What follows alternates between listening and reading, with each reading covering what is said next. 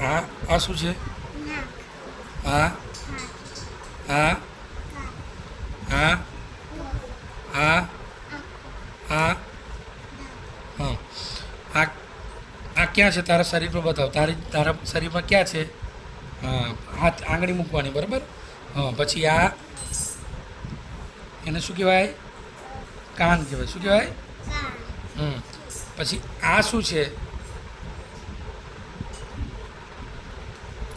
આ જો અહીં